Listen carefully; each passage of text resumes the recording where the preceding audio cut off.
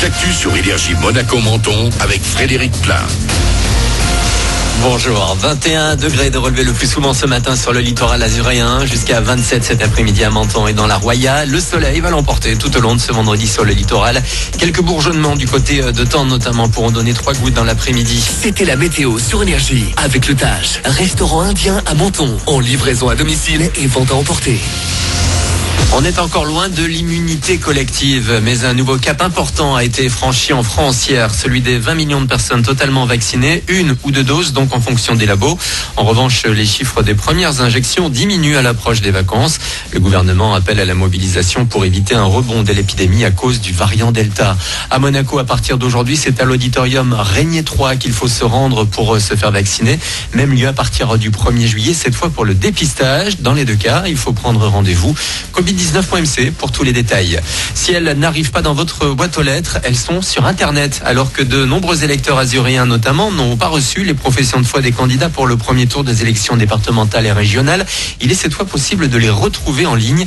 L'adresse c'est programme-candidat.intérieur.gouv.fr. C'est ce dimanche qu'on a rendez-vous aux urnes pour le second tour. Attention au danger de la baignade. Cet été, un enfant de 10 ans s'est noyé mercredi dans le Paillon entre Blozasque et l'Escarène.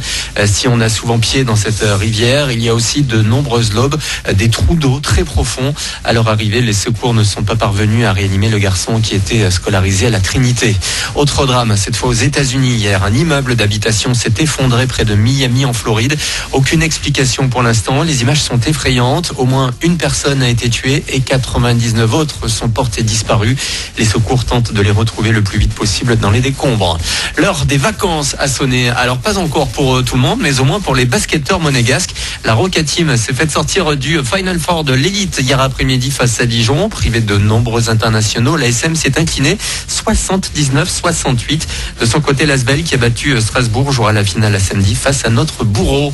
14 000 spectateurs au total. Il y aura de l'ambiance ce soir au Stade de France pour l'épilogue du championnat. C'est jour de finale pour les fans de rugby. Toulouse, tenant du titre, affronte La Rochelle à 20h45. Après la rencontre, les Black Eyed Peas seront en live stream depuis les États-Unis pour le show de clôture à voir sur le Facebook du Top 14. Et si vous êtes plutôt au ciné, le grand écran vient à vous avec le cinéma itinérant, une animation du département des Alpes-Maritimes qui va passer par Sospel ce soir. Le discours, une comédie, sera projetée dès 20h30 à la salle multimédia des Pénitents Rouges. Voilà pour votre actu. Très bon début de journée à vous. Bon réveil avec Manu dans le 6-10 sur Énergie Monaco-Menton.